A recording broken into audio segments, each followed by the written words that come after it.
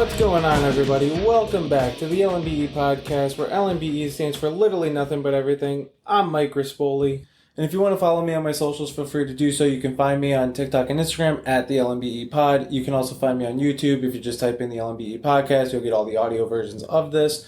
Also, it would do me a huge help if you could please like, share, and subscribe on whatever podcast platform you're listening to this on. And don't forget, you guys can also reach out to me if you want to write in at lmbemedia@gmail.com. And with that, let's get into this, bitch. Unfortunately, you're only stuck with my bitch ass today because I do not have a guest.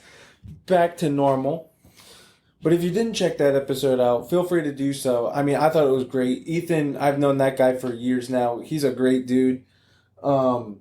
Yeah, I mean, just shooting the shit with my buddy. That's what I should have probably named the episode. And the only thing I think I'm going to get backlash for is the fact that he said Lee Harvey Oswald moved to Russia where the women are ugly. And I'm just like, the one thing I wish I had said, listening back to that conversation, was I could have pointed out Mila Kunis. I'm just like, how did I not think of that on the spot? But it's kind of like one of those situations where you're in an argument, but you can't think of what to say. But then once the argument ends and you're cooled off a little bit, you're like, fuck, should have said that. But I mean, I gotta be honest, besides Mila Kunis, who else is there? I mean, am I the only one drawing a blank? I mean, he made a good point. So I gotta defend him on that one. I can't really think of too many hot women that come from Russia. I mean, there's gotta be some hot people in Russia, right? Unless it's just because they're a cold people. I don't know. Get it? Because they're so far north. That joke has everything to do about location and nothing to do with personality. Unlike all you cold bitches who are probably going to come after me now. Oh my goodness. Is this the week where I finally get canceled? But then there were some other things that I was listening back to from that episode. And we were talking about the '09 Yankees team. And how could I forget to mention Hideki Matsui? I mean, talk about a guy who just put the team on his back during that series. I think he went over 600 for his batting average in that series. And if memory serves me right, now keep in mind, this was fucking since '09. I haven't thought about this since then. But I also think he hit 3 home runs in that series, which is kind of nuts, considering he only played 3 actual games because it was split between the NL and the AL. And Hideki was the DH for the Yankees at the time. So he only played, it was only a 6-game series, he only played in half the games, and he still won the MVP of that World Series, which should kind of tell you how important he was to the Yankees when it came to winning that ring. But yeah, go check that episode out. And before I get myself actually canceled, how was your week? What'd you guys do? I actually had a pretty fucking good week. I mean, you saw that Ethan was on the podcast, so I got to hang out with him, which was great because I hadn't seen him in a year. But then on the 23rd, I went to a concert.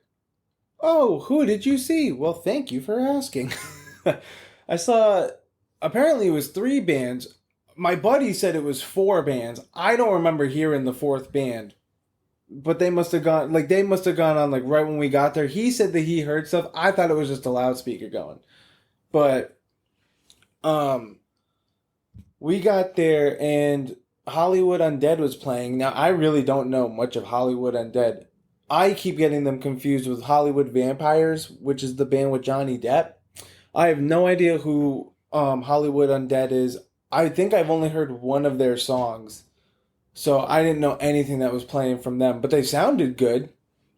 I just think the PA system needed a little fixing. And then up next was I Prevail. They sounded great. But the only problem was I don't know any of the members of that band. I love the band. I just don't know any of the names of the members. The problem was one of the lead singers, I guess, had neck surgery or something. So I wonder if he was trying to take it easy. So they kind of put most of the singing on the other guy.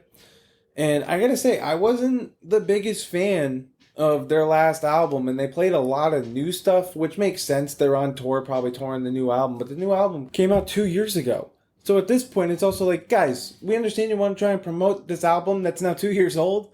But kind of play some more of the hits. Like, can we play for one more time? Like, can you play Stuck in My Head or Stuck in Your Head? Can you play, like, other songs on your first 2 albums besides Blank Space?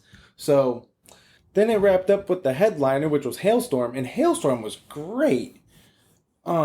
I wasn't too happy with the set list, but otherwise, I thought it was a great show. I mean, Lizzie Hale just knows how to put on a performance. The venue is also small. It's around like 5,000 people at the place that I saw them. So, I don't know, she put on a pretty good show for like what she was allowed to do. She's got a crazy voice, man. I mean, honestly, the only way I could think about it is if like maybe Ann Wilson and Dio's voice had a baby and they put it out in her. Like, my God, she's got a crazy scream. She's also got an amazing non distorted vocal. But on top of it, I mean, she's got this like high falsetto on top. Like, she's just such a range of a singer. She's so good, despite the fact that she's also an absolute fox. I mean, she's just so hot. Dude, there are so many hot women in metal, it's not even funny. People don't even think about it. People think, oh, like country music, that's probably where you want to be, or pop music, that's where you want to be. Nah, dude, like, there are some chicks who fucking rock, and they are stone cold foxes. Fucking Sophie Lloyd. I'm not sure if she still does it, but I do know that she was like MGK's guitarist for a very long time. I mean, okay, let's be real. Besides her looks, I gotta say, she's absolutely an incredible guitarist. And I think she dropped an album, I wanna say, last year. She mainly used to do just like composition stuff, kind of like Steve Vai pre and post David Lee Roth. Now she's actually dropped an album. I think Lizzie Hale is actually featured on one of the songs. But the album is fantastic. Another fucking hottie in metal, fucking Nita Strauss. She's the guitarist for Alice Cooper. She just recently dropped a couple albums. She used to do just like instrumental stuff, but from what I initially like remember seeing her in was a group called the Iron Maidens, which was just a female-led Iron Maiden cover band. And she was fucking killer in it. But yeah, dude, I mean, I think I have a type. Look up all three of those chicks. Tell me what you find in common. Oh, but you know what? Since we're speaking of hot blondes, you know what's crazy is ever since I mentioned the fact on this pod that I've seen Carrie Underwood do a lot of covers, it's been coming up in my Instagram and my TikTok feed like crazy, seeing her do all these like Guns N' Roses covers. I'm like, bro, I think I gotta start a fucking petition here because she sounds so much better than Axl, that Mickey Mouse fuck. I have no idea what he tries to do. It's amazing because Brian Johnson losing his hearing, what he's probably like, his version of singing is probably so much harder to handle. Honest to God, that dude has been able to carry his voice for the better part of 4 decades. I think maybe running on 5. I don't know when he actually got his start. I know before AC/DC he was in a band called Gordy. But Axl can't fucking like maintain his voice at all. I mean, it's wild. When Axl screams, he sounds okay. But when he tries to do a clean vocal, he sounds like fucking hot garbage. I mean, would you guys sign that? Seriously, if you haven't done it, please go look it up. It's very entertaining because you see Carrie Underwood, American Idol, country music star. Now all of a sudden she's singing Dirty Guns N' Roses. What the fuck?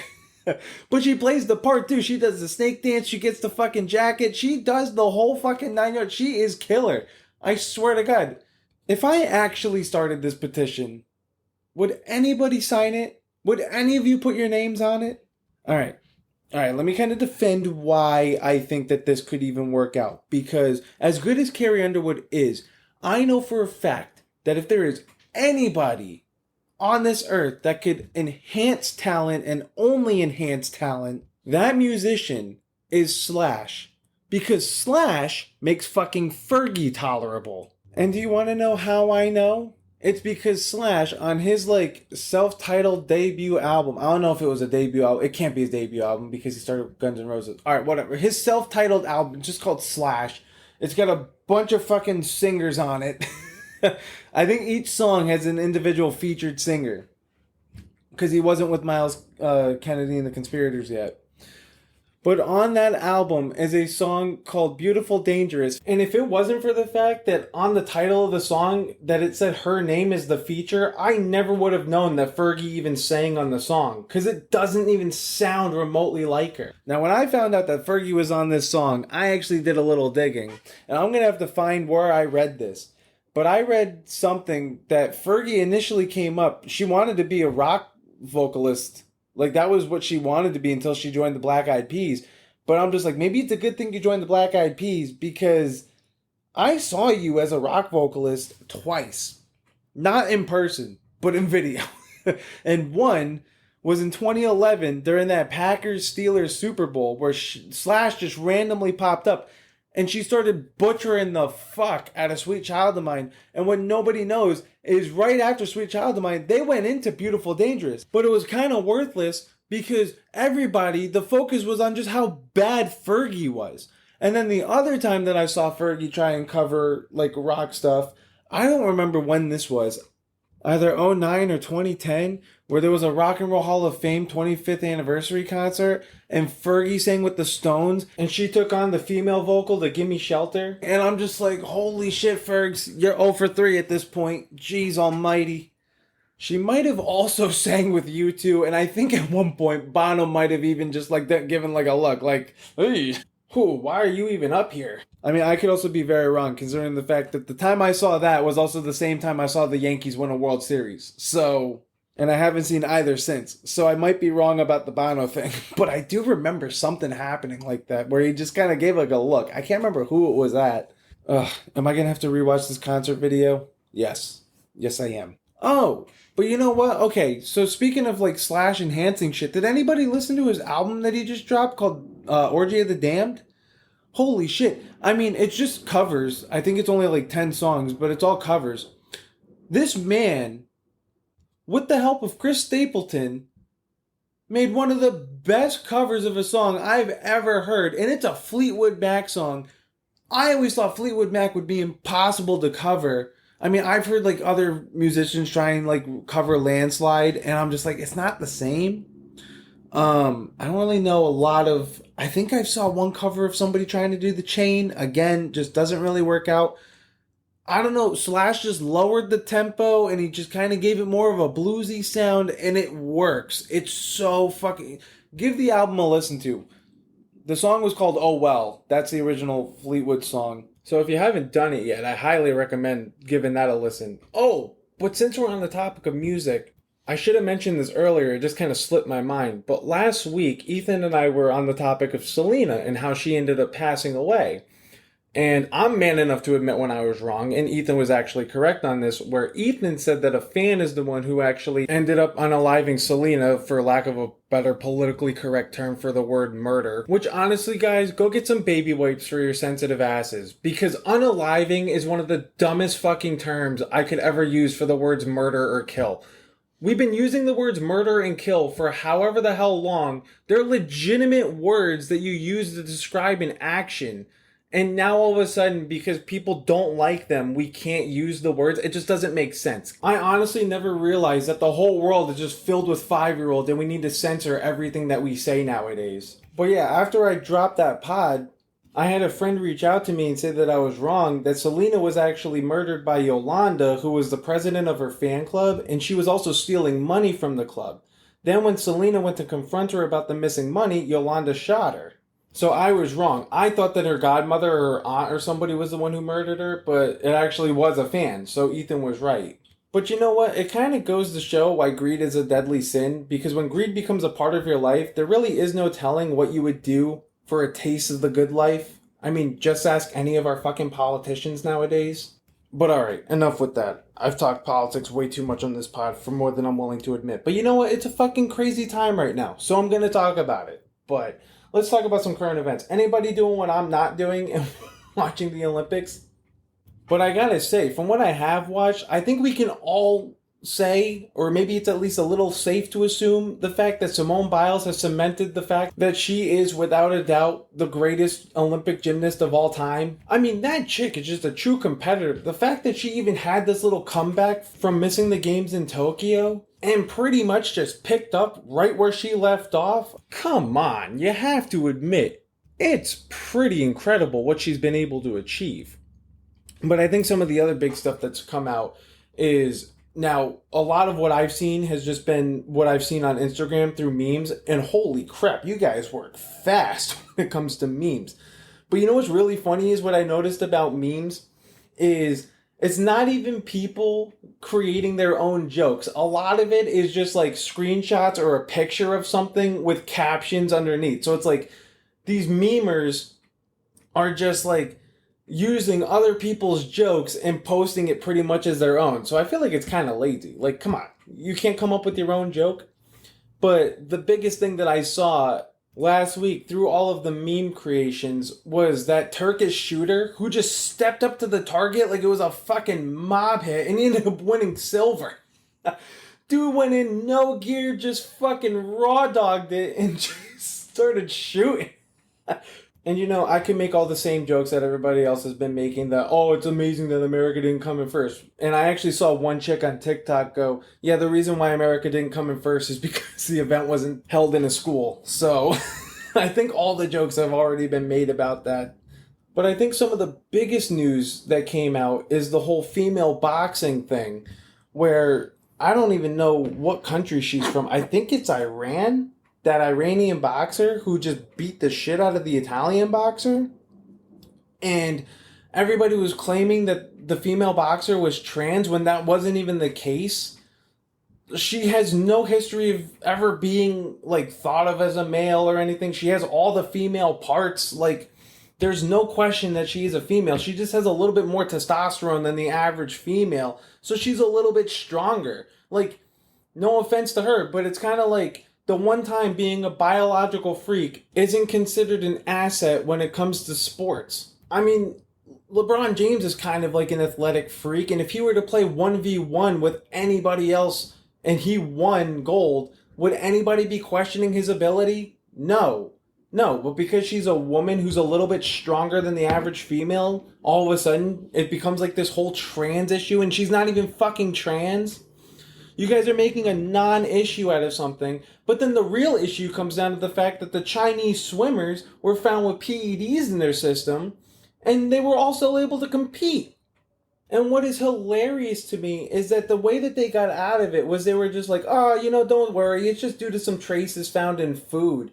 And I'm just sitting here like, the amount of hormones and GMOs that are in the average American diet and nothing gets traced back.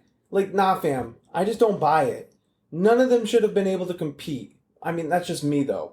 I feel like if you're using HGH or PEDs or anabolic steroids or whatever it is that you're using, granted, I think all three of those things could be combined under one category. Sorry, my neighbor decided to bring out his leaf blower for God knows what reason, so bear with me here. You had to do this right when I was in the middle of doing a podcast, you jackass. But anyways, not like I went over to his house and told him, hey, don't use your leaf blower because I need about 30 minutes to fucking record. But anyways, what the hell was I talking about? Oh yeah, PEDs and Olympics. I don't think anybody should be able to use any sort of enhancer when it comes to the Olympics, because the Olympics is a true testament of human ability. So it's automatically creating an unlevel playing field. And I think Michael Phelps even came out and he was just like, look, I won 10 gold medals not on anything, so it can be done. And he's absolutely right. He also came out and said that anybody who has tested for HGH or PEDs or whatever the fuck, he thinks that they should be banned from life from competing in the Olympics. And I gotta say, I don't disagree with him, only for the fact of what becomes the threshold. What do you start allowing? What do you stop allowing? I mean, the fact that these traces of PEDs were found in quote-unquote food, it doesn't make any sense to me. So how is it that you're going to allow that, but then the person who actually takes an anabolic steroid, those people get banned? So what's the threshold here? I think there needs to be some accountability on this. Especially considering the fact that China was able to take gold in swimming, and it's like, did they win gold because they were just naturally gifted, or did they win gold because they were all filled up with steroids? It's just, I don't know, guys. I don't know. Something needs to give here. But that's just my opinion, having never played an organized or professional sport in my life. But I don't know. China, do better. Oh, but speaking of doing better, how could I go a pod without telling you a story about what happened over at the bar while I worked? So, I'm working the door per usual on Friday, and this kid comes up, and I'm like, hey, where's your ID? And he's like, I don't have my wallet. And I'm just like, well, if that isn't the definition of a you problem, I don't know what is. And he goes, no, you don't understand. my Gucci wallet got stolen and it was $1,000. Oh, I think the guy actually stopped using his leaf blower. But he goes, it was $1,000. And I'm just like, well, first of all, why'd you have to mention that it was $1,000 Gucci wallet? Hashtag welcome to Greenwich. And second of all, why are you even buying a wallet worth more than whatever you're going to be able to put inside of it? And the kid just looks at me dumbfounded and he's like, that is actually a really good question. And I'm also like, if anything is worth $1,000, why are you even putting it out of your sight? So it truly does go to show that just because you have money, it doesn't necessarily mean you have smarts. But then I go inside after I get that whole situation handled, and I see this group of 4 people playing drinking games and drinking out of Solo cups, and I'm just like, oh my god, where did you guys get those Solo cups? Because there's actually a table that's attached to one of the walls that we can pull out to turn into beer pong. So I'm thinking that these people are drinking out of the beer pong cup, and I'm like, oh my god, guys, we just got out of a pandemic. Are you really going to be the start of a new thing that comes up? And they're like, no, we actually got the Solo cups from over there, which is at a side table with some food on it. So I was like, all right, thank God, crisis averted. All right, guys, and with that wraps up this week. So please, if you like this, please share it with a friend. Give it a like and a follow on whatever podcast platform you're listening to this on. Check out my socials at the LMBE Pod on TikTok and Instagram. You can also find these on YouTube at the LMBE Podcast if you just type that in on YouTube. And if you want to write in, feel free to do so at lmbemedia@gmail.com. Alright guys, I hope you all have a fantastic week, and I will catch up with you next Tuesday.